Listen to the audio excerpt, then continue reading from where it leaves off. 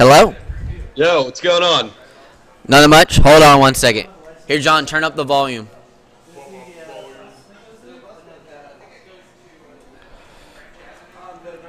All right, good. You're drinking beer. We're all drinking beer here. I knew. I had to get prepped for it. All right, everybody say hi to Alec from SubAtomic Studios. How are you guys doing? All right, he helps work on the Steam version of fieldrunners. So we're here to ask questions about the Steam version, and I'll start off with the first question, and probably like, what's the hardest part about turning an iPhone game into a Steam game? One of the hardest things was to try and figure out like what kind of features and functionality you needed to enable to kind of make it feel more native on PC. So like some of the things that we forgot that we are going to do next time we do a PC port is like custom resolutions, a lot of stuff to help like mouse sensitivity, a lot of like customizable hotkeys. Those are all things that we didn't really put a lot of thought into when we were. Are you guys still there? Yeah, we're still here. Okay, I just got an error. The connection is slow. We can hear you. Okay, cool. Yeah, so a lot of that kind of stuff is are all things that we're going to think about a lot more when reporting the sequel, which should be done shortly. How many people did it take to port the game over for the Steam version? It was about we had one engineer on it and then one technical artist who kind of handled resizing a lot of the art, making sure that all the UI worked, and then it was maybe 2 QA people and me just kind of managing the project. From what I was told, you kind of worked with Valve to make the game better, to make it more streamlined. Like, what did Valve offer you to help you make the game better experience than the iPhone one? We actually didn't do a whole lot with them. I'm not sure what their normal input is, but they certainly didn't like look at the game and like tell us, change this, change this.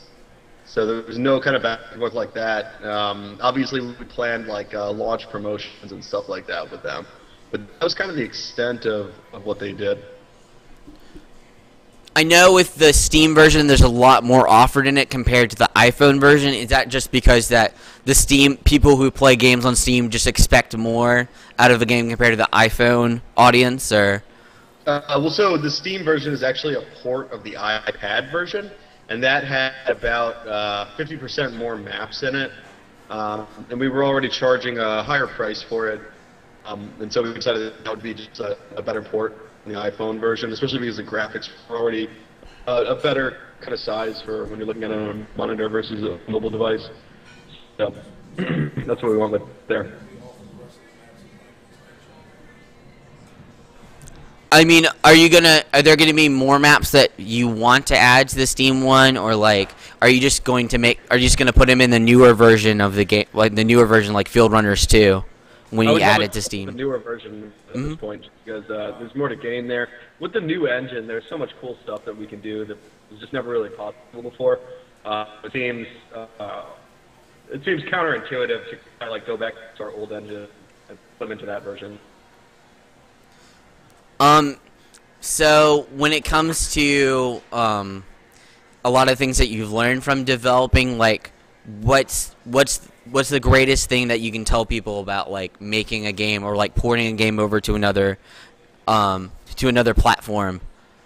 It was always interesting to see what expectations are on a different platform that you haven't worked with before, or be it like going to Android for the first time, doing PC and consoles, just seeing how the people expect different things from the ecosystem there, and like what you have to change on your part to make it better for that platform.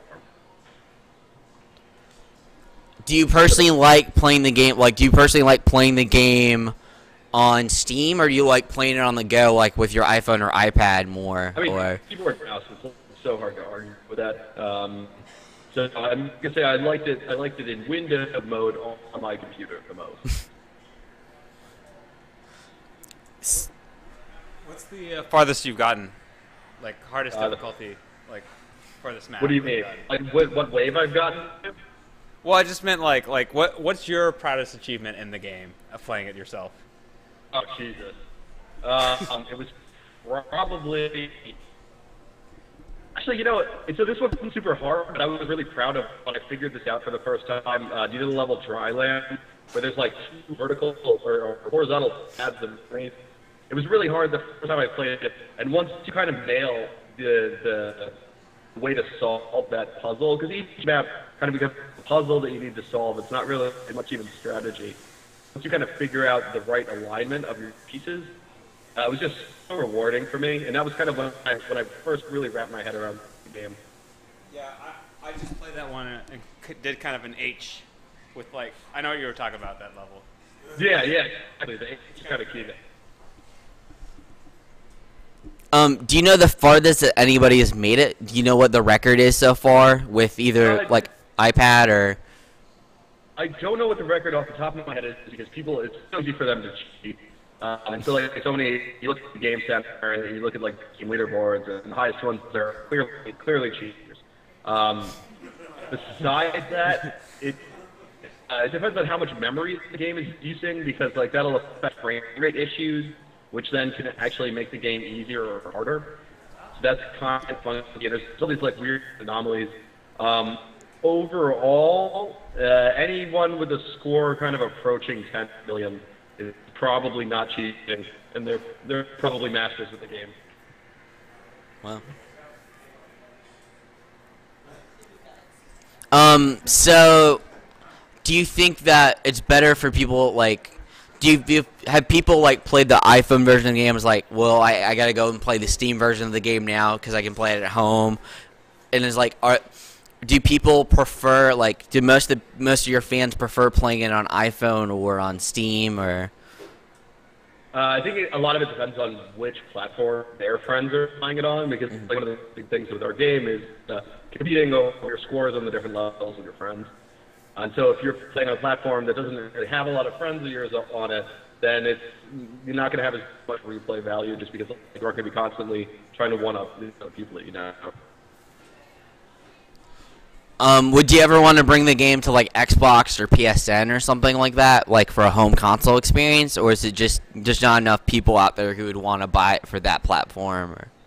I would talk about it. It's kind of usually up to the console holders, but like it's on PSN now as a mini, so.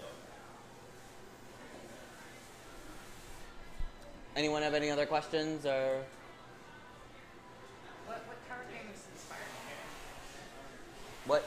What other tower games do you guys like to play that might inspire you to do other things with field runners or? Oh my God. Okay, so I mean we consider ourselves tower defense connoisseurs. So there's always like geo defense, or not geo defense, but yeah, geo defense is a good one. The one I was thinking of though is Defense Grid. For some reason I always confuse the two names. They're totally different games, but Defense Grid just has an awesome like narrator that is kind of like GLaDOS, where like later on in the game it kind of turns on you. And they do a really interesting thing where, like in the sequel for Field Runners, we do like a hybrid mixed and open path maps. So that, sometimes they have a fixed course, sometimes there's an open path part of the area you need to plan bases down. And Defense Grid did a really good job at that. They just kickstarted the sequel, and I'm really excited to see it come to life. But there was also like Jelly Defense, where you had different types of enemies that had different colors. And you had to build turrets that were color specific to those enemies. And that was something I hadn't really seen too much of before. I mean, sometimes there'll be like a flying unit, and you need to build a special thing that'll only attack flying units, but nothing like color specific. So that was really neat. And there was also Elf Defense, which came out kind of recently. And they did some cool stuff for in-app purchases, which is probably not like what you guys want to hear. But it was, it kind of showed us how that you can build that into a game and make it work well. And of course, there's Kingdom Rush. That was a classic game that just had a lot of personality, and it's really well done. So I highly recommend checking that out too. Do you think you guys will ever get tired of developing tower defense games, or do you eventually want to move on to do other things, or? We've got a lot of stuff in the pipelines right now, so you guys will have to wait and see. But we are all over the place for sure. So I guess closing off is like, being Indian, like how much it matters for people to buy the games at full price, since like how much is it meant for like gamers to come out and buy the game for iPhone and for Steam and like for the future of the studio? It means a tremendous amount to us, and I mean, that's why you guys might notice a lot, like some of our games, especially like the iPad version is the $7.99, which is crazy for iPad, but it's like that's what we need to price it at in order to keep making games of the same quality. We've got about 24% team right now, which is kind of like borderline almost un-indie, but just to be able to maintain the independence that we have creatively, financially, in terms of just like doing what we want to do, we need to be able to hit these price points. And more often than not, our fans are like really understanding of, we're not being greedy, but we're trying to keep making games, and that's the most important thing here. So, any final questions or? All right. Is Field Runners 2 coming to Steam? Is that what we're waiting for? I guess is the sequel? Yes. No, Woo!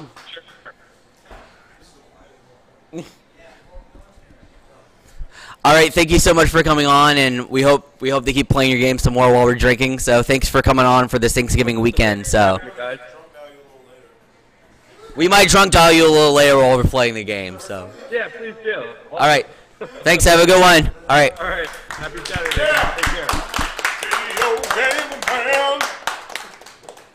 See ya. See ya.